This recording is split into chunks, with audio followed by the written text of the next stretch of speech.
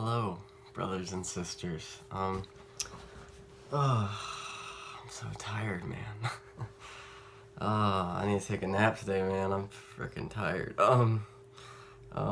Like always, I hope all's well with you. I hope that you're having a great day today. I know it's a Super Bowl, but I don't, man. if the pack's not in it, I don't really have any reason to watch it. But I know the Super Bowl commercials are really good. I get it. I understand that. Oh, what's going on here? There we go. I had to fix something. But I want to read you something right now. I want to share this with you. I saw this. I saw this in a video that one of my dear friends, she posted on her Facebook, and she said it was like a 24-minute, from the thumbnail of it, looked like it was a girl preaching to a congregation, and she said in the description that says, if you have time, definitely take time out to watch this. You need to watch it. So, me, sure. I got time for sure, man. And it was powerful, man. It was powerful. And she did a fantastic job. I'll link the video in the description. It's on YouTube if you guys want to check it out. And I really do recommend that you do, because it's moving, man. It really is. And I love the way how she's so outgoing about it. She's very emotional about it, and that really connects with me, because I like people that aren't just like this statue up there just talking about like a passage. I want people to get into it. I want to see the joy of God through you. I want to see that. If it's sad, show me that you feel the same way as I do. And she really does, and she goes all out, man. She's fantastic. Her name is Sadie. I don't know who that is, but bless you, Sadie. That was absolutely fantastic. You did an awesome job for sure. But throughout the whole video, she goes through a lot of different topics, but she falls on Psalm 18. And right now I'm going to read verses, let's see, verses 1 through 7, and then 16 through 19. I know it's kind of a weird number, but I kind of want to take the general sense of this text, and I want to explain it to you the best I can. Because the way she described it, it was so moving. It was unbelievable, man. She got into it. Here it is. This is Psalm 18. It starts off verse 1. I love you, Lord, my strength. The Lord is my rock, my fortress, and my deliverer. My God is my rock, in whom I take refuge, my shield and the horn of my salvation, my stronghold. I called to the Lord, who is worthy of praise, and I have been saved from my enemies. The cords of death entangled me, the torments of destruction overwhelmed me. The cords of the grave coiled around me.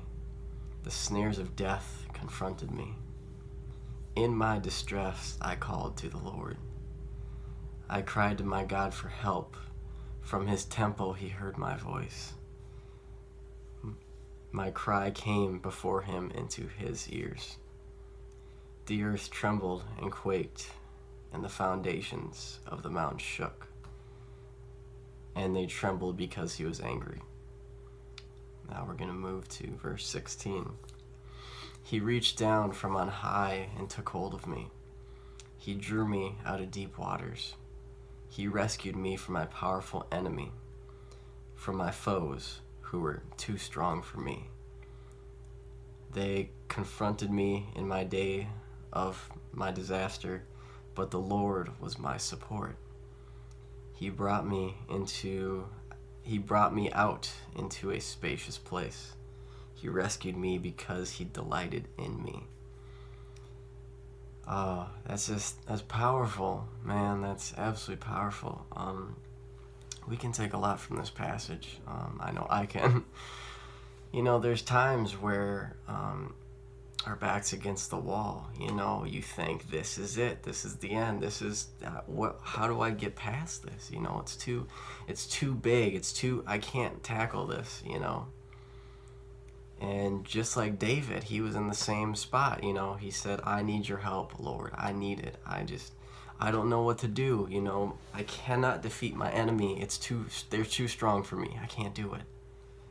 And the Lord heard him, and he pulled him out of that situation.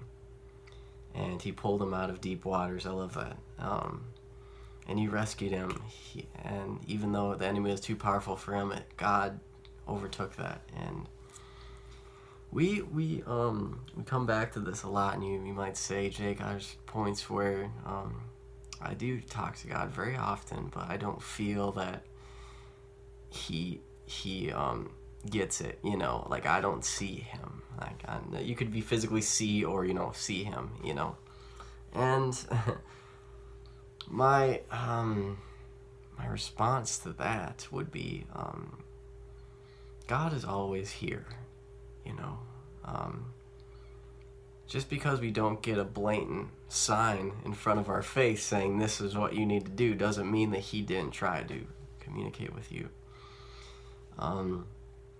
To me, I feel like this is just in my situation. To me, I feel like when I ask God, I say, God, I need help paying this off. I need help paying these bills or getting past this relationship or helping someone in need. I just don't know what to do. What can you help me with this? And I might not see anything for days, months, but the amazing thing is that I'm sure he did send something to me and a message in the world or somebody or something, but I was so blinded by myself in that I don't know what to do in my anxiety that I missed it, I missed the message, and I feel like to me that's where a lot of us get caught up in thinking that, oh, he didn't answer me. He did answer you. It's just we have to pull ourselves away from that anxiety and that anger or the sadness to see it, because he loves us, he wants to listen to us. Don't worry about anything, pray about everything. Philippians verse 6-7. Oh, it's fantastic. And I tell people that too. He always speaks to us. We just have to be willing to step aside from ourselves to see it, and step aside from the stress of life, from a sadness that might be pulling us down. And a lot of times that's difficult. You don't want to push everything aside to see this. But there's always a good that comes out of the bad in any situation. I'm prime example of that. I've been through a lot of shit, a lot of wrong turns, a lot of mistakes, a lot of screw ups. I hurt a lot of people, a lot of terrible things, and in my eyes, I say, God, you shouldn't forgive me. You shouldn't forgive me. And I look at all what I've did. I've hurt so and so and so. I've been pushed out. I've lost everything. Don't forgive me. Let me figure this out. I need to take responsibility for my action that I've caused. But the amazing thing about him is that he never lets us go. No matter what we say, no matter how much we want to be alone, he's always there. And he gave me a second chance. Even though I said, God, I don't want this. I don't deserve the forgiveness. I don't deserve it. But he believed otherwise. He said, you do deserve it.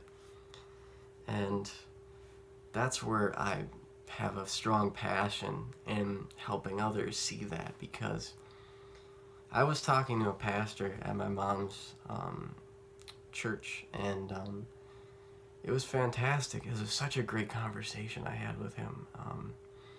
We talked a lot about how I want to go into like parish ministry. You know, I want to go to people's houses and speak with them.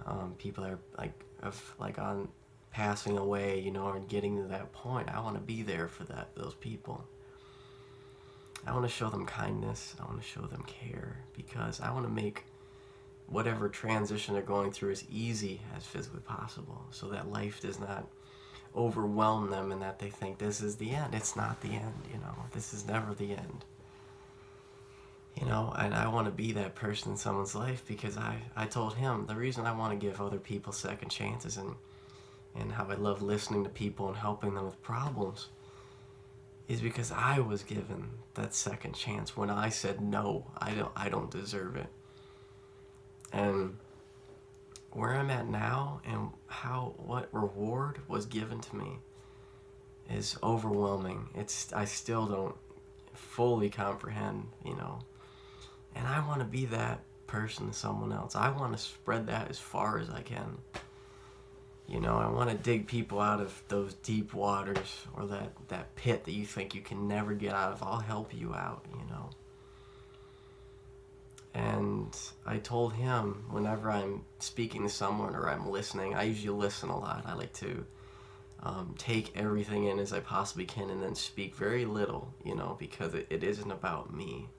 And that's why I told him, when I'm speaking to someone else, they are the focus. I am no longer the focus. I don't matter, they matter. Because I'm helping them. It shouldn't be like I'm wearing, they don't, you know. That doesn't work. It doesn't happen that way. So I say, whenever I'm talking to someone, they're always the focus, because they're more important. They came to me. You know, I didn't come to them. They sought me out and felt comfortable talking to me, just like Julie did. She felt comfortable in opening up about very personal situations and struggles that she's having. And that shows me that I'm doing something right, you know. I'm an open book, guys. I'll tell you whatever you want, you know, about me. I have nothing to hide. What do I have to hide behind? You know, I'm very truthful.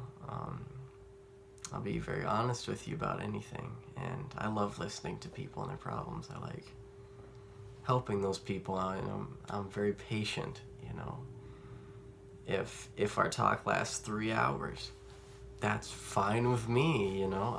I make time for that, because like I said, they're the focus. You need to make the time for them, because they took the time to actually seek you out and to speak with you. So that's huge, you know. So the least you could do is take as much time as needed, is to make sure that they're okay and that they feel more comfortable with the situation.